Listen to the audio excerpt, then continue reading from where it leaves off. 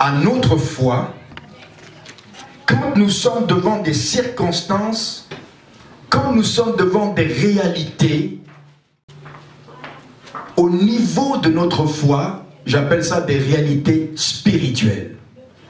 Je peux être à l'école, je peux être au travail, je peux être dans une situation quelconque. Tout ce qui m'entoure peut à un moment s'opposer tellement fort que toutes les promesses que Dieu a faites pour moi, c'est comme si on ne les voit pas arriver. Ça s'oppose continuellement. C'est comme si le diable essaie de dire, tu n'auras pas ce que Dieu t'a promis.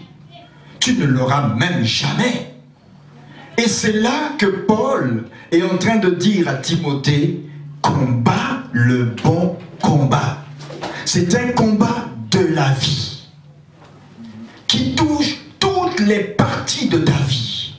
Le bon combat, ce n'est pas le combat qui s'oppose seulement à Satan, mais c'est un combat, même les événements. Si même le diable est derrière, c'est tout ce qui entoure ta vie. Ça vient dans le visible, mais si tu ne fais pas attention, tu ne te rends pas compte que ces circonstances qui sont là devant toi, derrière ces circonstances, il y a un monde invisible qui cherche à s'opposer à ta foi et à la réalisation des promesses de Dieu dans ta vie. Parfois, les circonstances de notre vie semblent tellement s'opposer qu'elles sont comme des conflits spirituels par rapport à ce que tu vis tous les jours. Les promesses de Dieu. Dieu a fait des promesses au début de l'année et nous avons fait 46 nuits en disant nous allons lever les embargos. Un embargo, c'est tout ce qui s'oppose, tout ce que le diable a placé. Un embargo, nous avons dit, quand un bateau est dans un port, on lui dit tu n'as pas le droit de bouger. On lui a interdit le déplacement, c'est un embargo. Et on a dit aussi qu'au niveau spirituel, il y a des embargos. L'ONU peut mettre un embargo, c'est-à-dire qu'il peut décréter contre un pays que ce pays n'aura plus d'alimentation au niveau international, on va l'isoler et nous, en tant qu'une autorité au niveau international, nous empêcherons ce pays de recevoir de l'aide ni de donner de ce qu'elle a dans son pays vers l'extérieur. On va mettre un blocus, un embargo. Satan, il aime mettre des embargos sur ta vie, sur ta famille, sur ta destinée. Il bloque tout comme l'ONU peut bloquer. Mais lui, à ce niveau-là, spirituellement, il bloque ta vie et tu as l'impression que rien ne marche. Dis à ton voisin, est-ce que cela te concerne aussi? Tu as des promesses dans la Bible, mais tu ne vois pas ces promesses se réaliser. Tu te poses la question, mais est-ce qu'il y a quelque chose qui ne va pas avec moi? Dis à ton voisin, quelque chose va bien. Mais certainement, il y a un embargo. Et nous avons levé les embargos au nom de Jésus déjà. Mais je veux te montrer que ce n'est pas fini. Chaque fois que l'ennemi essaie de s'opposer, tu devras opposer une foi qui correspond à cette opposition. Et c'est cette opposition qui vient de ta foi que j'appelle une foi rebelle. Amen. Parce qu'on nous dit, résistez au diable. Résiste à toute circonstance qui s'oppose à toi. Si tu acceptes la fatalité, tu dis, ah, c'est la vie, c'est comme ça, je suis faible. Tu ne résistes pas. Quand l'opposition arrive, tu dois opposer à cette opposition une foi qui correspond. Et cette foi, je l'appelle une foi têtue, une foi rebelle, une foi inébranlable. Amen. Je dis Amen. Amen. Une foi inébranlable, c'est ce que j'appelle une foi rebelle. Est-ce que vous voulez ce genre de foi? Amen. Souvent, on accepte trop rapidement. On a plié un peu, on dit, ah, maintenant ça va marcher. 2016, année du jubilé, puis on voit que tout commence à tourner au vinaigre. Puis on ne comprend plus. Mais c'est le moment de dire, c'est le bon combat qui a commencé. Amen. Ce que Dieu a dit va arriver. Amen. Mais ça dépend maintenant de ta façon de regarder les choses. C'est là que le combat commence. Dieu veut tester notre foi face aux promesses, devant les circonstances, pour que ta foi soit solide. Le but, c'est de donner des choses, mais surtout de donner donner à ta foi du volume, de la solidité. Que ta foi soit inébranlable. Que Dieu donne maintenant, Dieu donne demain. J'ai déjà reçu la chose. Je suis inébranlable, j'ai reçu la chose. Satan, écoute-moi bien. J'ai reçu la chose que j'ai demandée. Amen. Ça s'appelle une foi têtue. Une foi rebelle. Pas à Dieu, hein, mais contre le diable. Contre le monde invisible. Dis à ton voisin, aie une foi rebelle. Une foi qui résiste à l'épreuve. Une foi qui s'oppose à Satan. Qui lui dit, tu ne m'auras pas. Tu peux passer à droite, à gauche, devant, derrière, en haut, en bas. Je suis inébranlable. Je suis sur le roc. Jésus est le rocher. Dans les temps passés, j'ai accepté la défaite. Mais dans le temps présent, je refuse la défaite. Amen. Une foi rebelle s'oppose à des situations rebelles dans ta vie. Une foi rebelle est une foi qui ne faillit jamais.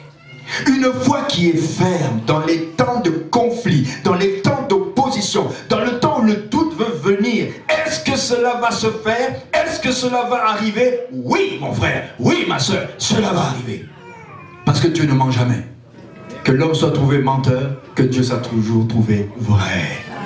Amen. Amen. N'oublie pas que lorsque tu combats le bon combat, le but c'est d'arriver au bout, hein, c'est de saisir la vie éternelle. Est-ce que vous êtes prêts à saisir la vie éternelle?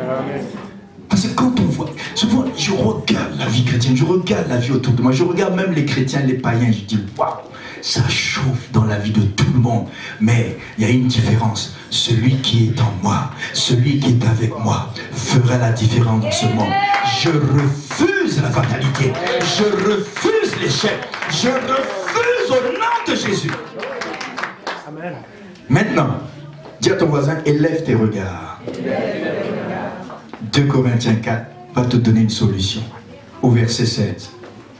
Il dit, c'est pourquoi. Au verset 7, chapitre 4 de Corinthiens, nous portons un trésor. Dites avec moi, nous portons ce trésor. C'est le Saint-Esprit, hein? C'est le ciel en nous, le royaume en nous. Dans des vases de terre. Le vase de terre, c'est le corps. Afin que cette grande puissance soit attribuée à Dieu et non pas à nous. Nous sommes pressés de toute manière, mais non réduits à l'extrémité. Dans la détresse, mais non dans le désespoir. Nous sommes persécutés, mais on n'est pas abandonnés. Nous sommes abattus, mais on n'est pas perdus. Quelqu'un dit Amen. Amen. Mais portons toujours avec nous, dans notre corps, la mort de Jésus, puisque Jésus est mort pour nous. Et c'est vrai qu'en même temps, nous mourrons dans ce corps. Mais attention, après la mort vient la résurrection. Afin que la vie de Jésus soit aussi manifestée dans notre corps. Car nous qui vivons, nous sommes sans cesse livrés à la mort à cause de Jésus, afin que la vie de Jésus soit aussi manifestée dans notre chair mortelle. Amen. Ainsi, la mort agit en nous, mais la vie agit en vous. Et comme nous avons le même esprit de foi qui est exprimé dans cette parole de l'Écriture, j'ai cru, dites avec moi, j'ai cru. C'est pourquoi je parle. Ici, c'est j'ai parlé, mais c'est pourquoi je parle. Nous aussi, nous croyons, c'est pourquoi nous parlons. Alléluia. Amen. Si tu as cru, tu dois parler, tu dois déclarer. Amen. Sachant que celui qui a résisté le Seigneur Jésus nous ressuscitera aussi avec Jésus et nous fera paraître avec vous en sa présence. Voilà la foi de Paul. Car tout cela arrive à cause de vous, afin que la grâce en se multipliant fasse abonder à la gloire de Dieu des actions de grâce, des remerciements d'un plus grand nombre. Alléluia, alléluia. C'est pourquoi, dites avec moi, c'est pourquoi. C'est pourquoi Nous ne perdons pas courage. Et lorsque même notre homme extérieur, la chair, le corps, se détruit, notre homme intérieur se renouvelle de jour en jour. Car nos légères afflictions du moment présent produisent pour nous, au-delà de toute mesure, un poids. Dites un poids. Si tu mets dans une balance les légères afflictions à gauche, tu mets le poids de la gloire éternelle que Dieu te réserve à droite, ça pèse plus à droite. C'est pourquoi quand tu regardes la souffrance, tu vas devoir le regarder d'une autre manière. Dis à ton voisin, ça dépend de ton regard maintenant. Écoutez la suite. Parce que nous regardons non point aux choses visibles, mais à celles qui sont invisibles. Car les choses visibles sont passagères, les invisibles sont éternelles. Ça dépend maintenant de la manière que tu vas regarder. Dans 2 Corinthiens 4, que nous venons de lire, Paul est en train de dire que tu as une nature qui a un homme à l'extérieur, et cet homme extérieur, ce n'est pas le vrai toi-même.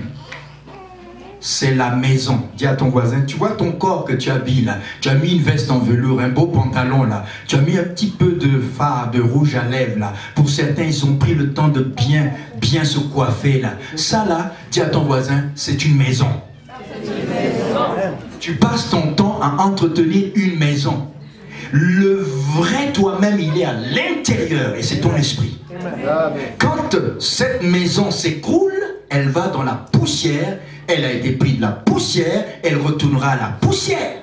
Tu as beau la maquiller, mais le jour où elle doit partir, elle va vieillir. Tu auras des plis ici, hein, vous voyez, des bons plis. Ça montrera que quand tu rides là, ça va devenir vrai et ça va rester. On va dire, hé mon frère, tu as vieilli. Hé ma soeur, tu as vieilli. Là, tu aurais beau tirer, comme certains le font, tirer, mais à un moment, ça va craquer. Parce que dis à ton voisin, ce qui est poussière, retourne à la poussière. C'est pour ça qu'il faut entretenir l'homme intérieur. Alors écoute bien, l'homme extérieur que tu vois, c'est une maison. Dis à ton voisin, c'est une maison. Dis à ton voisin, c'est une habitation. Ce corps-là, c'est ton domicile. Paul parle ici d'un domicile terrestre. Il ne parle pas de la maison que tu as, comme moi, au 1001 rue Fabre. Le domicile terrestre, c'est ça.